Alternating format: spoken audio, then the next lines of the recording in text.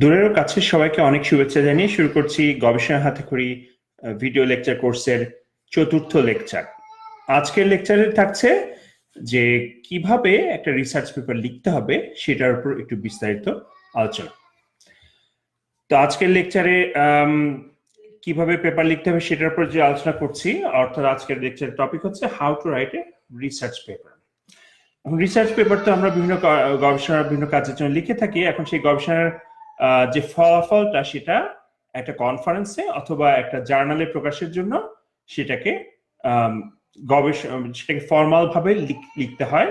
সেটা লেখার একটা নির্দিষ্ট ফরম্যাট আছে, সেটাই হচ্ছে একটা রিসার্চ পেপার। তো রিসার্চ পেপার সাথে আসলে ম্যাগাজিনে লেখা বা ফেসবুকে লেখা এগুলোর বা নিউজ রিপোর্ট লেখা একটা বড় পার্থক্য আছে, যে রিসার্চ পেপার সবকিছু গুছিয়ে একটা সুনির্দিষ্ট ফরম্যাট দিয়ে লিখতে হবে। তো আজকের লেকচারে আমরা দেখে নিব যে কিভাবে এই লেকচারের কাজটা করতে হবে, যে কিভাবে একেবারে স্টেপ বাই স্টেপ একটা রিসার্চ পেপার লিখতে হবে।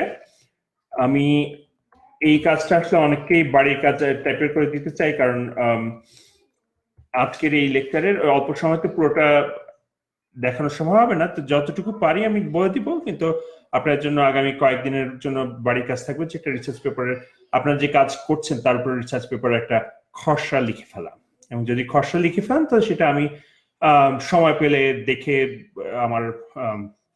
আমার রিভিউ বা আমার সাজেশন দিতে পারবো আশা করছি, সামনে যেহেতু বেশ কিছুদিন ছুটি আছে। তো এইটার জন্য রিলেভেন্ট যে অংশটা সেটা হচ্ছে আমার বইয়ের গবেষণাপত্র বা রিসার্চ পেপার লিখবেন কিভাবে, এই অংশটা। আর এটার উপর আমার দু একদিন আগে লেখা একটি ফেসবুক পোস্টে আমার টাইমলাইনে গেলে দেখতে পাবেন যে রিসার্চ পেপার কিভাবে লিখতে হয় সেটার উপর আমি লিখেছিলাম, তো সেটা ফলো করলে চলবে। তো যাই হোক, এখন রিসার্চ পেপারের উদ্দেশ্যটা কি সেটা একটু দেখা যাক। রিসার্চ পেপারের উদ্দেশ্য হচ্ছে যে একটা গবেষণার যে আসল ব্যাপারটা সেটা অন্যান্য বিজ্ঞানীদেরকে জানানো। তো সেটা জানাতে হলে তাহলে খেয়াল রাখতে হবে যে যারা পড়ছেন তারা কিন্তু ওই বিষয়ে সবাই আপনার মতো এত বিশেষজ্ঞ নাও হতে পারেন। তো এই জন্য রিসার্চ পেপার শুরুতে কিছুটা ব্যাকগ্রাউন্ড দিতে হয়, কিছু অন্যান্য জিনিসপত্র দিতে হয়, এবং স্টেপ বাই স্টেপ জিনিসটাকে প্রেজেন্ট করতে হয়। এই প্রেজেন্ট করাটা একটা গুরুত্বপূর্ণ ব্যাপার, একটা শেখার বিষয়, কারণ কিভাবে একটা রিসার্চ পেপার লিখছেন তারপর নির্ভর করবে হচ্ছে এটার রিভিউ কেমন আসছে, বা এটা ভালো জার্নাল বা ভালো কনফারেন্স অ্যাকসেপ্ট হচ্ছে কিনা সেটা। তো এখন রিসার্চ পেপারের যে গঠনটা মোটামুটি বলি, সেটার হচ্ছে রিসার্চ পেপারে একটা শুরুতেই যেটা থাকে সেটা হচ্ছে অ্যাবস্ট্রাক্ট। এই অংশটা অ্যাবস্ট্রাক্ট হচ্ছে একটা সোজা বাংলায় বলতে গেলে ভূমিকা মানে হচ্ছে পুরা পেপারের যে সারাংশ সেটাকে খুব সংক্ষেপে ৫-৬ বাক্যে লিখা, ৫-৬ বাক্য হতো মোটামুটি ওয়ান প্যারাগ্রাফ, এই আকারের বেশি না। তো অধিকাংশ দেখবে যে অ্যাবস্ট্রাক্ট আছে, যে অ্যাবস্ট্রাক্ট হচ্ছে পুরো পেপারে আসলে কি বলা হচ্ছে সেটাকেই খুবই সংক্ষেপে প্রকাশ করা হয়েছে, খুবই সংক্ষেপে সারাংশ আকারে উপস্থাপন করা। আপনার ছোটবেলায় বাংলা দ্বিতীয় পত্রের সারাংশ লিখতেন না, তো সেই সারাংশতে কি লেখা হতো, একটা বড় জিনিসকে শ্রিঙ্ক করে খুবই কনসাইজ আকারে, খুব সংক্ষিপ্ত আকারে, অল্প আকারে প্রকাশ করা।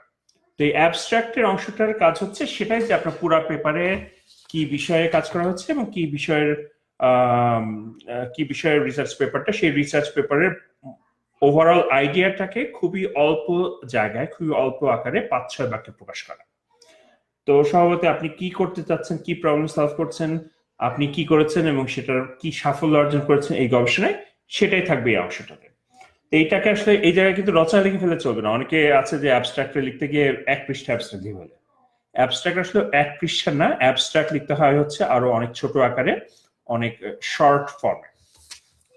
সো তো অ্যাবস্ট্রাক্টের সবচেয়ে বড় হতে পারে হচ্ছে অ্যাট মোস্ট মেবি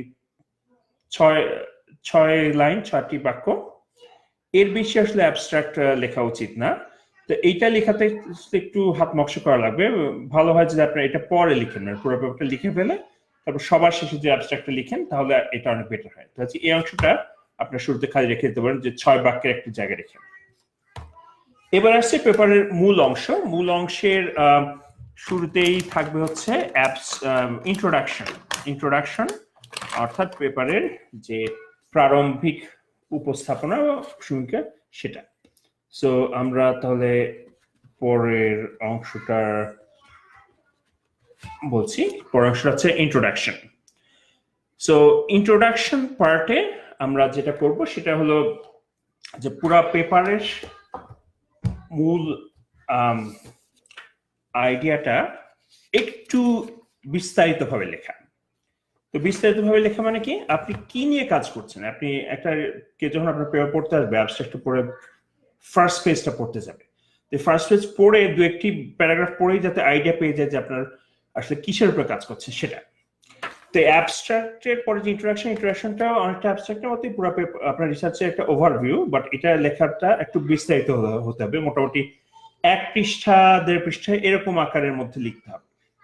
তো এই অংশে কি থাকবে সেটা আসুন দেখা যাক।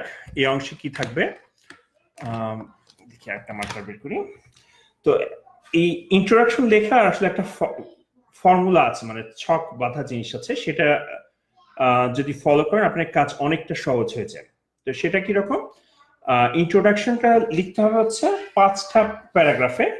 প্রতিটা প্যারাগ্রাফে আপনার একটা পার্টিকুলার বিষয় নিয়ে কাজ করবেন। তো এই জিনিসটা আসলে আমার মৌলিক জিনিস, এটা স্ট্যানফোর্ড ইউনিভার্সিটির প্রফেসর জেনিফার বিটমের যে ল্যাব, ইনফো ল্যাব, সেটাতে ওনারা এই জিনিসটা নিয়ে অনেক আলোচনা করছেন, সেখান থেকে পাওয়া যাচ্ছে এই আইডিয়াটা নেয়া।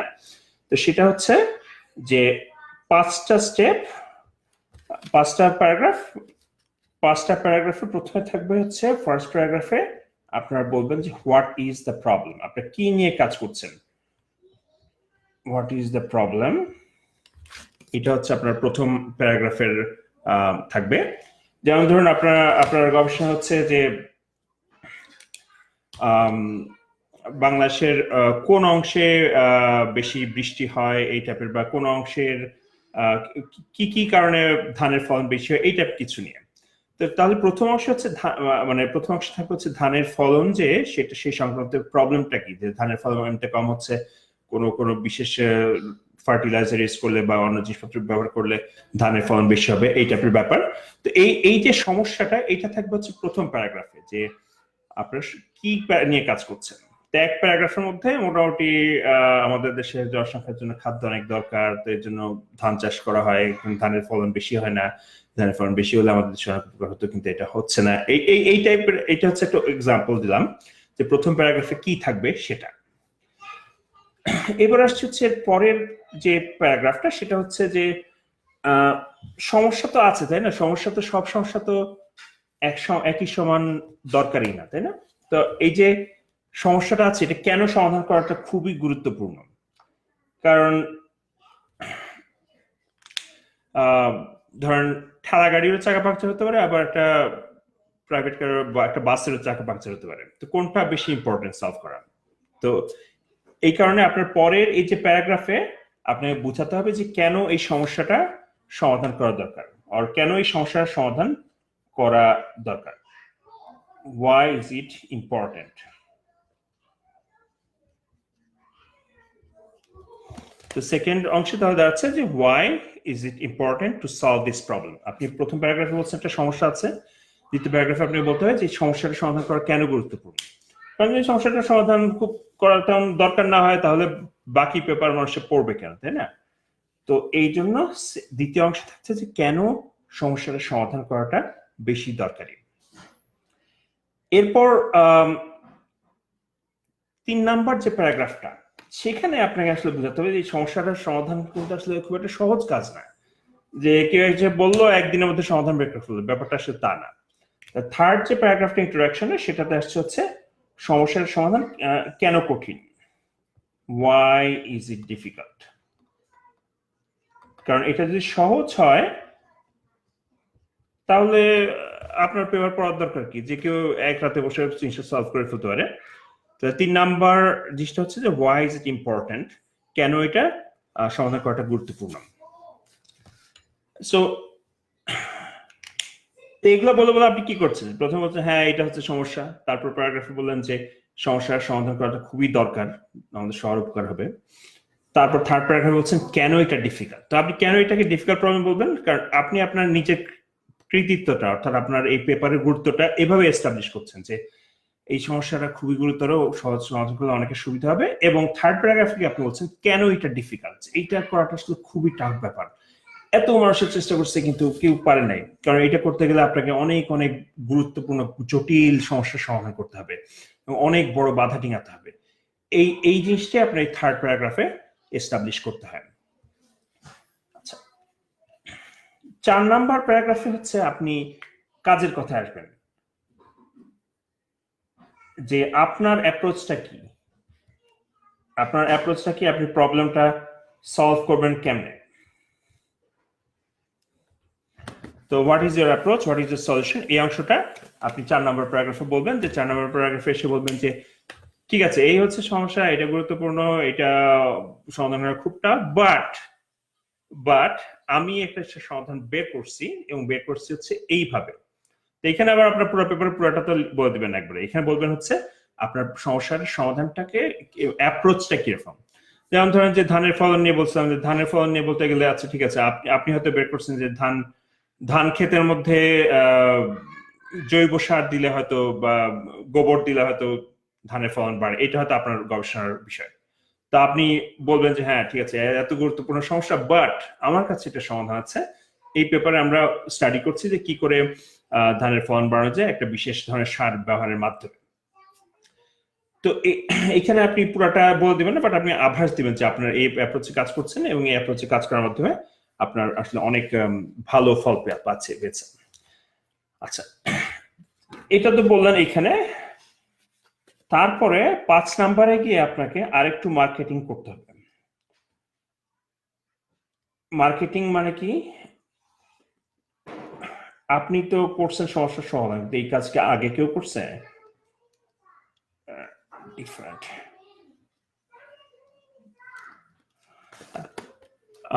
How is it different from others. তো আপনার এই যে 5 নাম্বার পয়েন্টে এসে আপনি যে এতক্ষণ বললেন যে এই হচ্ছে জরুরি সমস্যা, এটা সমাধান করা খুবই জরুরি দরকার এবং এটা সমাধান করা খুব কঠিন, বাট আপনার কাছে সমাধান আছে, আচ্ছা ঠিক আছে, খুব ভালো কথা। কিন্তু এইটার সমাধান কি আক্কাস আলীও করে ফেলছে আপনার বা করিম করে ফেলছে, এবং তাদের সমাধানটা কি অনেক ইফেক্টিভ, আপনার সমাধান কি আদৌ লাগবে? এই হচ্ছে আপনার সেলসম্যানশিপ ব্যাপার, অর্থাৎ মার্কেটিং ব্যাপারটা, যে আপনার এই যে রিসার্চের ব্যাপারটা, এইটা অন্যদের চেয়ে অনেক আলাদা, অন্যদের চেয়ে অনেক ভালো, এই ব্যাপারগুলোকে এখানে এস্টাবলিশ করতে হবে। তো সেটা আপনারা কিভাবে এস্টাবলিশ করতে পারবেন? আপনারা সেটা এস্টাবলিশ করতে পারবেন এইভাবে যে আপনার অন্যরা কি করেছে তার উপরে আপনি বলবেন যে অন্যরা এই বিভিন্নভাবে এটা সমাধান করার চেষ্টা করছে এবং সেটার সমাধান করার চেষ্টা করে তারা যে ফল পেয়েছে তাদের চাইতে আপনি অনেক ভালো ফল পাচ্ছেন, এই জিনিসটাকে এখানে বলতে হবে। তো কাজে আপনার অন্য বলতে পারেন যে আকাশ আলী এই জিনিসের সমাধান এভাবে করার চেষ্টা করছে, কিন্তু তার সমাধানের মধ্যে এই গলদ আছে যেটা আপনার মধ্যে নাই। করিমউদ্দিন এই সমস্যার সমাধান অন্যভাবে করার চেষ্টা করছিল, কিন্তু সেই সমাধান পাইছে বটে, কিন্তু তবুও তার সমাধানে অমুক আছে তমুক আছে ইত্যাদি ইত্যাদি ইত্যাদি, এই জিনিসগুলা এই লাস্ট প্যারাগ্রাফ বলবেন। তো এইভাবে হচ্ছে আপনার প্যারাগ্রাফ, আপনার ইন্ট্রোডাকশনের 5টা প্যারাগ্রাফ ফর্মুলা, এবং এই 5টা প্যারাগ্রাফের ঠিক পরপরই লিখবেন যে আপনার পেপারের বাকিটা কিভাবে লেখা হচ্ছে, যে the rest of the paper is organised as follows, আপনার সেকেন্ড সেকশনে এই অমুক আছে, থার্ড সেকশনে তমুক আছে, এইভাবে করে করে বলবেন।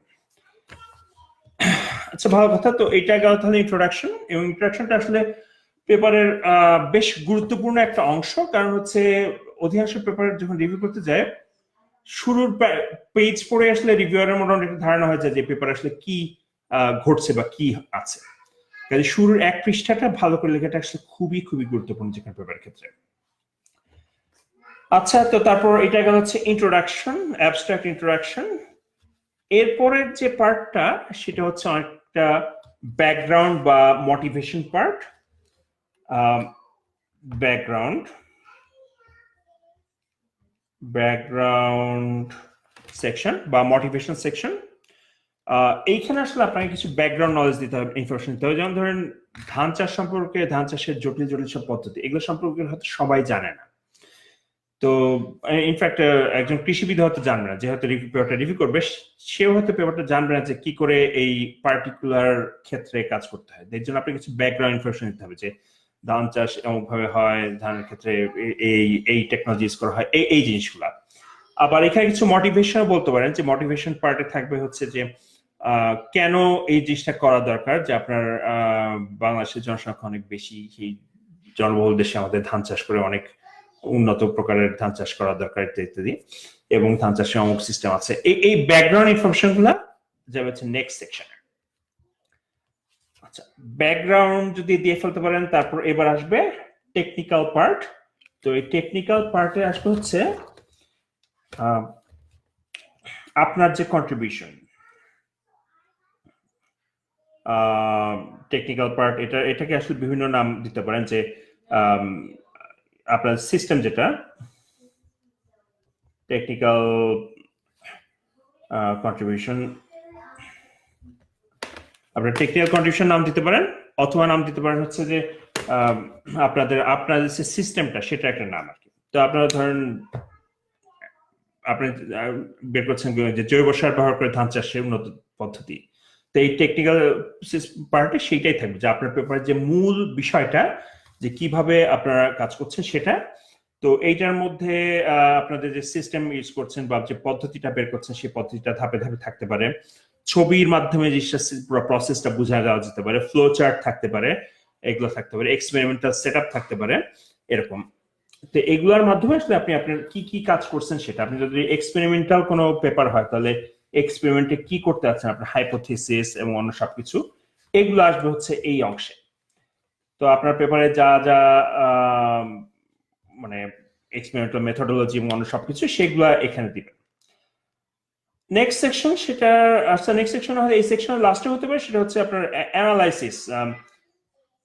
অ্যানালাইসিস সেকশন কি থাকবে? অ্যানালাইসিস সেকশন থাকবে আপনি যদি এক্সপেরিমেন্টাল কাজ করেন, এক্সপেরিমেন্টাল কাজটা যে করছেন সেটার ফলাফলটা কি, রেজাল্ট গুলোকে গ্রাফ আকারে বা ছবির মাধ্যমে বা ছকের মাধ্যমে যদি দেখানো ভালো, কিন্তু আপনার তো বর্ণনা করতে হবে যে আমরা এই এক্সপেরিমেন্ট থেকে কি জানতে পারলাম। শুধু একটা গ্রাফ পেপারের মধ্যে ধরাইলে কিন্তু লাভ নাই, আপনাকে বলতে হবে যে এই গ্রাফ থেকে জাতি কি আন্দাজ করিল, কি বুঝতে পারিল, এই জিনিসগুলা এই অংশে দিতে হবে। এবং আপনাকে আলোচনা করতে হবে যে কি আপনার অ্যাপ্রোচ থেকে কি করলেন। তো এই অংশে ডিসকাশন অংশে অনেক ভালো করে আলোচনা করতে হবে, যে আপনার ফলাফল যদি ভালো হয় তাহলে সেটা ব্যাখ্যা করে দিবেন, এবং আপনার যদি কাঙ্ক্ষিত ফলাফল কোনো অংশে নাও পান, আপনার যে পেপার কিছু লিমিটেশন থাকে, সেই লিমিটেশন গুলো আসলে কিছুটা এখানে ব্যাখ্যা করে দিতে হবে। আচ্ছা, তো এই হচ্ছে আপনার পেপারের আপনার কারিশমা দেখানোর অংশ। এবার লাস্ট হচ্ছে অন্যদেরকে বাস দেওয়ার অংশ। অন্যদেরকে বাস দেওয়ার অংশ বলছে এই কারণে যে এটার নাম লাস্টের পার্টে যেটা রিলেটেড ওয়ার্ক। তো রিলেটেড ওয়ার্ক সেকশনে আসলে অন্যরা এই বিষয়ে কি কি কাজ করছে তার অনেক সাইটেশন দিয়ে একটা করার জায়গা। তো থিওরিটিক্যালি এটা আসলে অন্যদের কাজের সম্পর্কে একটু আলোচনা করার জায়গা হলো এই অংশের আসলে আপনাকে আবারও নিজেকে সেল করতে হবে। আপনাকে বলতে হবে যে হ্যাঁ, এই বিষয়ের উপর 100 জন না হলেও ধরেন করিমউদ্দিন, আকাশ আলী, অনুপম চন্দ্র, অমুক তমুক অনেক বিজ্ঞানী কাজ করছে, অমুক এই কাজ করছে, আচ্ছা ঠিক আছে, ওই কাজ করছে ভালো কথা, কিন্তু ওর কাজে এইভাবে পাওয়া যায় না। আবার তমুক এই কাজ করছে, ভালো কথা, তমুক এই কাজ করে এই জিনিস বের করছে, কিন্তু তার সমস্যা সমাধান আসলে পুরোপুরি কাজ করে না। যেমন তার সমাধান খালি ইরি ধানের কাজ করে, বড় ধানের কাজ করে না।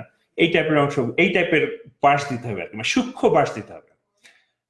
এটা আসলে মানে লেখার সময় আসলে একটা ডিপ্লোম্যাটিক্যালি লিখতে হবে, কারণ আপনি যদি আকাশ আলীর কাজ করেন, আকাশ আলী একটা বিজ্ঞানী হইলো, আকাশ আলী এমন একটা পেপারে কাজ করছে যেটা কোনো কাজই হয় নাই, ওর পেপার এই লিঙ্ক এখানে দিলাম কিন্তু ওই পেপারটা সব ভুয়া, এইটা যদি লিখেন এবং বাই চান্সের লাইসেন্স নাই, যদি আকাশ আলী আপনার পেপারটা রিভিউ করতে যায়, তাহলে বুঝতে পারছেন যে পত্রপাঠ বিদায় হয়ে যাবে। তো কাজে এই অংশে ডিপ্লোম্যাটিক্যালি লিখতে হবে যে অন্যরা কি কাজ করছে সেটা খারাপ না, বাট আপনি তার চাইতেও ভালো কাজ করছেন। মানে মোট কথা হচ্ছে কাজটা, আপনার কথাটাকে একটু ঘুরিয়ে পেঁচিয়ে সূক্ষ্মভাবে মোলায়েম করে ঘি মাখিয়ে দিতে হবে, যে অন্যরাও কাজ করছে, তাদের কাজে খুবই ভালো, আপনি শিখে যাচ্ছেন, তাদেরকে বস মানেন, বাট তাদের চাইতে তাদের কাজে একটু লিমিটেশন ছিল, সেই লিমিটেশনটা আপনি আপনার কাজের মাধ্যমে অতিক্রম করতে পেরেছেন। তো এই অংশটা, এইসব আলোচনা যাবে রিলেটেড ওয়ার্কে। এই পার্টটা খুবই গুরুত্বপূর্ণ অন্য কারণে, সেটা হচ্ছে যে আপনার কাজটা অন্যদের তুলনায় কেমন সেটা দেখানোর জায়গা হচ্ছে এটা, সেটা বিস্তারিত হয় দেখানোর জায়গা এটা। আচ্ছা, সব শেষে আসছে হচ্ছে কনক্লুশন সেকশন। কনক্লুশন সেকশন থাকবে হচ্ছে যে আপনাদের পেপারের সর্বশেষ টাইপের ব্যাপার, যে আপনি বলেন যে আচ্ছা ঠিক আছে, আমার জিনিসটা খুবই গুরুত্বপূর্ণ প্রবলেম ছিল, আমি আমার রিসার্চের মধ্যে এই প্রবলেমটা সলভ করার চেষ্টা করছি, আমার রিসার্চে আমি অবকাশ অর্জন করছি এবং অন্যদের তুলনায় এটার অনেক বেশি সুবিধা আছে বলে ভবিষ্যতে এটার আরো অনেক বিস্তার করতে হবে। এই কথাটাকে আপনার পেপারের মতো করে লিখে দিবেন, অর্থাৎ পুরা পেপারটা পড়ার পরে উপসংহারে আপনি কি বলতে চাচ্ছেন, কনক্লুশন বা উপসংহার অংশে আসলে সেটাই থাকবে। তো এই হচ্ছে মোটামুটি পেপারের মানে মূল যে কাঠামো। সেটা আবারও বলছি, শুরুতে থাকছে হচ্ছে অ্যাবস্ট্রাক্ট, তারপর থাকছে হচ্ছে ইন্ট্রোডাকশন, তারপর ব্যাকগ্রাউন্ড এন্ড মোটিভেশন, তারপর টেকনিক্যাল কন্ট্রিবিউশন আর টেকনিক্যাল আলোচনা যেটা সেটা, তারপর ডিসকাশন বা রেজাল্টস বা এক্সপেরিমেন্টাল অ্যানালাইসিস, এবং তারপরে থাকছে হচ্ছে রিলেটেড ওয়ার্ক, এবং সবশেষে থাকছে হচ্ছে কনক্লুশন। তো এগুলোর মাধ্যমে আসলে আপনি আপনার রিসার্চের আইডিয়াটাকে বলছেন ঠিকই, এবং সবচেয়ে শেষে একটা জিনিস বলতে ভুলে গেছি, সেটা হচ্ছে বিবলিওগ্রাফি বা রেফারেন্স সেকশন, যেটা আপনি পেপারে অন্য যাদের যাদের কাজ সাইট করছেন সেই সাইটেশন গুলোর তালিকা সবার শেষে থাকবে। তো একটা পেপারে মোটামুটি অন্তত পক্ষে 10-15-20টার অন্তত সাইটেশন থাকা উচিত, এবং সাইটেশন গুলো হতে হবে রিসার্চ পেপারের প্রতি। আপনি ম্যাগাজিন আর্টিকেল দু একটা বেশি রাখা উচিত না, বাট মূলত অন্যরা কি কি রিসার্চ করছে সেগুলোর উপর আলোচনা করতে হবে। তো সবশেষে যেটা বলি সেটা হচ্ছে এই যে রিসার্চ পেপারটাও কিন্তু আসলে গল্প লেখার মতো। এই যে হুমায়ুন আহমেদ যেভাবে গল্প লিখতেন বা জাফর ইকবাল বা স্যার বা সবাই যেভাবে করে গল্প লিখেন, সেই গল্প লেখাটা কি একটা যে কোনো একটা বিষয়কে ওনারা এমন ভাবে উপস্থাপন করেন যাতে পড়ার পর মনে হলো আহা কি জানি পড়লাম। তো রিসার্চ পেপারের ব্যাপারটা আসলে সেটাই, যে রিসার্চ আসলে অনেক ক্ষেত্রে একটু খটোমটো নিরস ব্যাপার হয়ে যায়, তাই না? সেই জিনিসটাকে একটু সুন্দর করে পরিবেশন করা যাতে যিনি পড়ছেন তার মনে হয় যে কি পড়লাম, এটা অসাধারণ জিনিস, এই ব্যাপারটা। তো রিসার্চের ব্যাপারটা হচ্ছে যে আপনি একটা বিষয় হয়তো 5 বছর ধরে কাজ করছেন, আপনি একটা ডিটেলস সবই জানেন যে বিষয়গুলো, কিন্তু এই বিষয়ে যে কেউ জানে না বা হালকা পাতলা জানে, এই টাইপের কেউ পেপারটা যাতে ইজিলি সহজে পড়তে বুঝতে পারে সেভাবে করে লেখাটা আসলে খুবই দরকারি।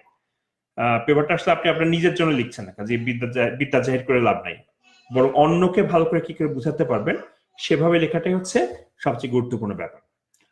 তো রিসার্চ পেপার প্রথমবার লিখতে গেলে একটু অনেক কিছু গন্ডগোল হয়ে যেতে পারে। তো সেই জন্য আমি সাজেস্ট করব যে আপনার যদি যখন রিসার্চ পেপার লেখা শেষ করবেন, এই যে খসড়া পাণ্ডুলিপিটা সেটা আপনার বন্ধু পরিচিত অন্য কাউকে দিয়ে একটু পড়িয়ে নিবেন, যে সে পড়ে কতটুকু বুঝতে পারছে। মানে বিশেষ করে এই বিষয়ে যে কেউ তেমন কিছু জানেই না তেমন কাউকে ধরে দিয়ে বলবেন যে এই পেপারটা পড়ে কিছু বুঝতে পারছে কিনা। এই বুঝতে পারাটা খুব ইম্পর্টেন্ট, যে পাঠককে বোঝাতে পারা সেটা একটা রিসার্চ পেপার ক্ষেত্রে খুবই গুরুত্বপূর্ণ। এবং যদি ভালো রিসার্চ পেপার কথা বলা হয়, সেগুলো হচ্ছে সেই সব পেপার যেগুলো পড়ে যে কেউ ওই বিষয়টি সম্পর্কে খুব ভালো ধারণা পাচ্ছে এবং ওই কি কাজ করা হচ্ছে সেই গবেষণাটি সম্পর্কে যথেষ্ট ভালো ধারণা অর্জন করতে পারছে। তো ঠিক আছে, এই ছিল তাহলে আজকের যে টপিক সেটার উপর আলোচনা। এবার প্রশ্নোত্তর অংশে আপনাদের প্রশ্নোত্তরের জন্য আগামী 5 মিনিট সময় দিব। আপনাদের এই বিষয়ে যা যা প্রশ্ন আছে সেগুলো যদি একটু কমেন্টে করেন তাহলে আমি দ্রুত জবাব দেওয়ার চেষ্টা করব। আবারও বলছি, আজকের বিষয় ছিল হচ্ছে how to write a research paper, অর্থাৎ একটি গবেষণাপত্র কিভাবে লিখতে হয়। আমরা আলোচনা করছি যে ধাপে ধাপে করে একটি গবেষণাপত্র লিখতে হবে। অ্যাবস্ট্রাক্টে থাকবে হচ্ছে পুরা পেপারের সারাংশ 5-6 বাক্যে, তারপর ইন্ট্রোডাকশন অংশে 5 প্যারাগ্রাফে 5টা জিনিস আলোচনা করবেন। কি সমস্যা, সেটা কেন কঠিন, সেটা কেন গুরুত্বপূর্ণ, সেটা কেন কঠিন, সেটা আপনার সমাধান কি, এবং অন্যরা কি করছে তার সাথে আপনার সমাধান কেন বেটার। এই তো 5টা জিনিস 5টা প্যারাগ্রাফে দিয়ে ইন্ট্রোডাকশনটা লিখবেন। তারপরে থাকবে হচ্ছে ব্যাকগ্রাউন্ড আর মোটিভেশন সেকশন, যেখানে পেপারের টেকনিক্যাল বিষয়গুলো নিয়ে ব্যাকগ্রাউন্ড আলোচনা থাকবে। তারপরে থাকবে টেকনিক্যাল কন্ট্রিবিউশন, আপনি কি কাজ করছেন এবং তার এক্সপেরিমেন্টাল অ্যানালাইসিস বা ডিসকাশন, এগুলো থাকবে পরের অংশে। এবং তারপরে থাকবে হচ্ছে রিলেটেড ওয়ার্ক, যেখানে অন্যদেরকে সূক্ষ্ম আকারে ভাষ দিবেন খুব মোলায়েম ভাবে ভদ্র ভাষায়, যাতে করে আপনার কাজটা অন্যদের চাইতে কত ভালো সেটা বুঝতে পারেন। এবং সবশেষে থাকবে হচ্ছে উপসংহার।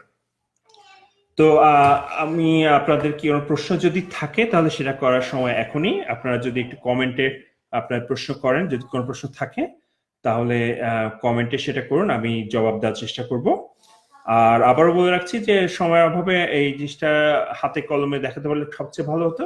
সময়ের অভাবে এটা জিনিসটা এখন দেখতে পাচ্ছি না, কিন্তু সেটার জন্য যদি আপনাদের কোনো প্রশ্ন যদি থাকে তাহলে এখন করুন, অথবা কমেন্টে করলে আমি পরবর্তী জবাব দেব। আর আমি আরেকটা আগামী কয়েকদিন আমি একটু হয়তো সময় দিতে পারবো, সেই জন্যই বলছি আপনাদের যদি কারো কোনো এভাবে করে রিসার্চ করার খসড়া থাকে তাহলে আমি সেই খসড়াটা কেমন হচ্ছে হয়তো আপনাকে সাজেশন দিতে পারবো, যদি আমাকে আপনার পান্ডুলিপিটি পাঠান বা অ্যাক্সেস দেন। তো যাই হোক, এখন তাহলে আপনাদের কাছে পাস করে দিচ্ছি বলটা, যে আপনার কোনো প্রশ্ন থাকলে কমেন্টে করুন, যথাসম্ভব কয়েক মিনিটে জবাব দেওয়ার চেষ্টা করবো। আর এই সিরিজের আগের লেকচারগুলো পাওয়া যাবে হচ্ছে আমার টাইমলাইনে। এটা 4র্থ লেকচার, সেমিস্টার শেষের দিকে থাকায় আমি আসলে খুব বেশি নিয়মিতভাবে দিতে পারিনি, একটু গ্যাপ হয়ে গেছে। বাট এখন থেকে আসলে নিয়মিতভাবে লেকচারগুলো দেওয়ার চেষ্টা করব। আগামীতে থাকছে হচ্ছে কি করে রিসার্চ প্রপোজাল লিখতে হয় সেটার উপর আলোচনা, এবং কি করে দ্রুত রিসার্চ পেপার পড়তে হবে, যে কোনো বিষয়ে সার্ভে করে কি করে অনেক ওই বিষয়ের সম্পর্কে বিশেষজ্ঞ হয়ে যেতে হবে, সেগুলোর উপর আলোচনা। আর পেপার লেখা ছাড়াও আইডিয়া কি করে জেনারেট করতে হবে সেগুলোর উপর কিছু লেকচার দেওয়ার চেষ্টা করব। দেখা যাক। আচ্ছা, এখন দেখা যাক আর কোন প্রশ্ন আছে কিনা আপনাদের। মনে হচ্ছে প্রশ্ন নাই, তাহলে তো খুবই ভালো।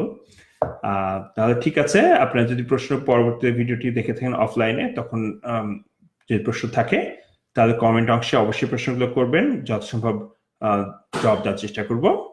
তারপর সবাই ভালো থাকুন। আর এই বইটি, আমার এই গবেষণার হাতখড়ি বইটি আপনার কাছে যদি নাও থাকে, আপনাদের আচ্ছা, 2টি প্রশ্ন এসে গেছে।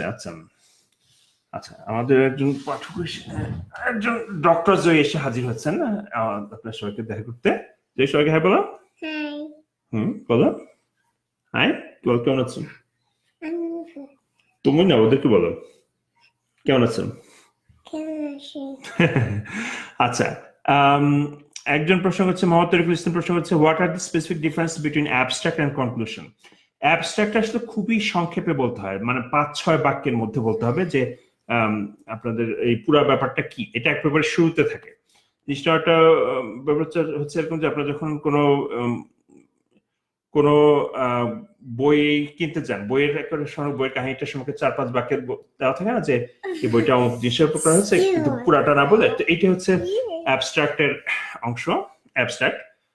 আর কনক্লুশনে বলা হয় হচ্ছে উপসংহার, মানে by the time someone reads the conclusion যখন পড়ছে তখন কিন্তু আপনাদের সবকিছু দেখে ফেলছেন, মানে রিসার্চের কি কন্ট্রিবিউট করছেন, আপনার রিসার্চ কি কাজ করছেন, কি রেজাল্ট, সবকিছু দেখে ফেলছে। তো এইটার ভিত্তিতে আপনারা ইয়ে করবেন, কনক্লুশনটা একটু বড় হতে পারে, কনক্লুশনটা আধা পৃষ্ঠা লিখেন, অসুবিধা নেই। তো কনক্লুশনে থাকবে হচ্ছে আপনার পুরা জিনিসটা দেখার পরে আপনি কি বলতে যাচ্ছেন পাঠককে, সেটা যে আপনি প্রবলেম সলভ করার চেষ্টা শুরু করছিলেন, সেই চেষ্টা শুরু করতে গিয়ে এই কাজ করছেন, এইভাবে কাজ করে আপনি এই রেজাল্ট পেয়েছেন, যা খুবই ভালো, এবং সেটার ভিত্তিতে ভবিষ্যতে ফিউচার ওয়ার্ক কি করতে হবে, এটা একটা দিক নির্দেশনা। এই টাইপের একটা লাস্ট রিমার্কস জাতীয় কিছু এই অংশে থাকবে। আচ্ছা, তারপর তো এই হচ্ছে পার্থক্য অ্যাবস্ট্রাক্ট আর কনক্লুশন। আচ্ছা, আসাদুজ্জামান ভুঁইয়া বলছেন যে মাস্টার থিসিস পাবলিশ করতে যাচ্ছে, ফরম্যাটিং নিয়ে স্ট্রাগল করতে যাচ্ছে। আচ্ছা, ফরম্যাটিং নিয়ে কি সমস্যা, এটা আমি তো আমাকে পরে ডিটেইলস অফলাইনে বলবেন।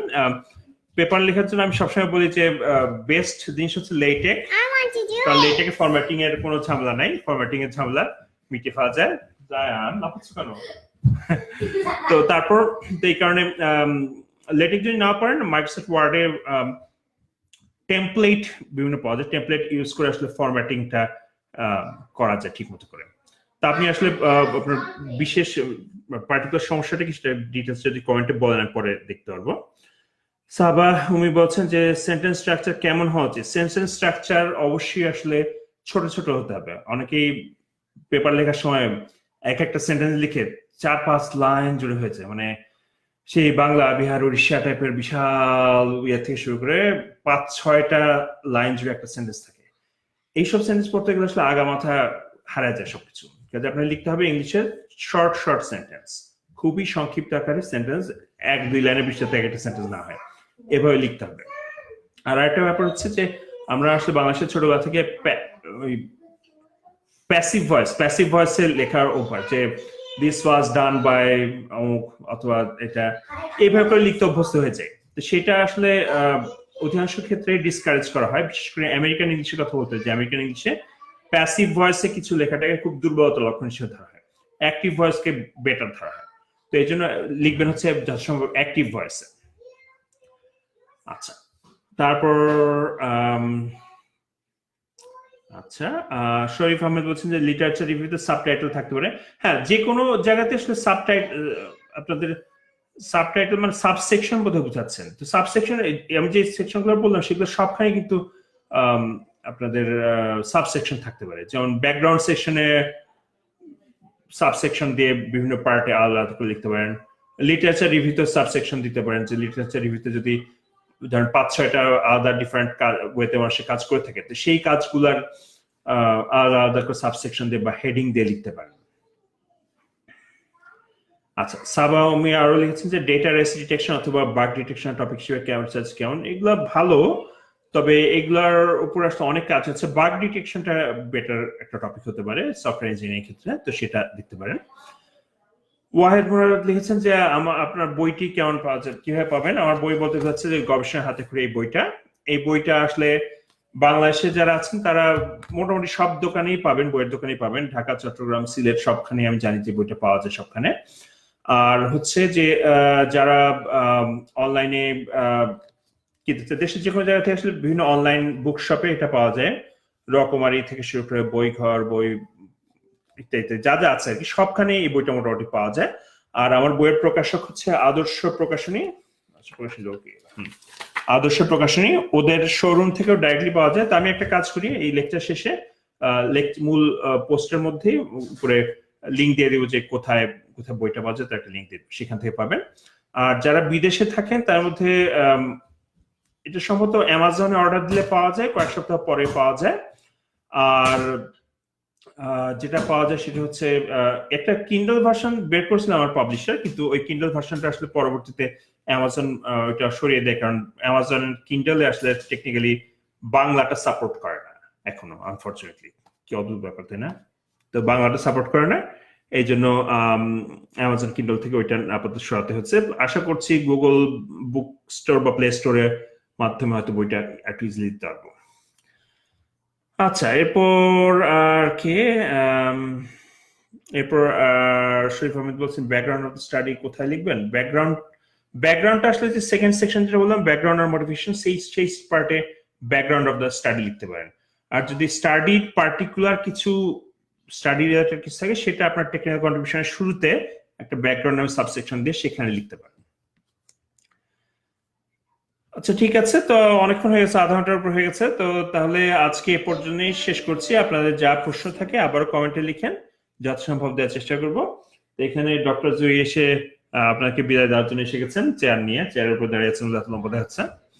তো ঠিক আছে, আপনাদের সবাইকে অনেক শুভেচ্ছা জানাচ্ছি। আমার এই প্রজেক্টের উদ্দেশ্য হচ্ছে, হ্যাঁ জানানো এসেছে, প্রজেক্টের উদ্দেশ্য হচ্ছে বাংলাদেশের নবীন গবেষক তৈরি করা। তো কাজে আপনারা গবেষণা করুন, গবেষণা করে আরো দেশের সব সার্বিক উন্নতি করুন। এই আশাতে আমি আছি যে আমার এই লেকচারগুলো দেখে যদি আরো অল্প কিছু হলো 100 জন যদি নতুন গবেষক তৈরি হয়, সেটা হবে আমার বড় সাফল্য। তো আপনারা আমার বইটি যদি নাও পান, গবেষণা বইটি যদি নাও পান, তাহলে আমার যে ফেসবুক পেজ, সেখানে গিয়ে সবকিছু পেতে পারেন। অনেক লেকচার কন্টেন্ট আসলে ওখানে দেওয়া আছে, অনেক চ্যাপ্টার ওখানে দেওয়া আছে, তো সেখান থেকে দেখে নিতে পারেন। আর বইটি হাতে পেলে তো আরো ভালো, আর না হলেও আমার লেকচার গুলো দেখে মোটামুটি অনেক কিছু পাবেন। তারপরে সবাই ভালো থাকুন। আশা করছি আগামী কয়েকদিনের মধ্যে পরবর্তী লেকচারে নিয়ে আসতে পারবো, যেখানে হয়তো রিসার্চ পেপার কি করে পড়তে হয় দ্রুত, বা একটা লিটারেচার সার্ভে কিভাবে করতে হয়, কোনো বিষয়ে ব্যাকগ্রাউন্ড স্টাডিটা কিভাবে করতে হয়, এইগুলা নিয়ে একটু আলোচনা করবো। তো আজকে এ পর্যন্তই, সবাই ভালো থাকুন। আর এটা ইউটিউবে পোস্ট করে, ইউটিউবের লিঙ্কও দিয়ে দিব। শেষ করছি। আমি রাগিব হাসান, আমার সাথে আছে ডক্টর জয়ী। সবাই হাই বলো। হ্যাঁ, এবং জান। এই জান কি, এই লুকাচ্ছ কেন? লজ্জা পাওয়ার কিছু নেই বাবা। Fine. ঠিক আছে, আজকে পর্যন্ত সবাইকে।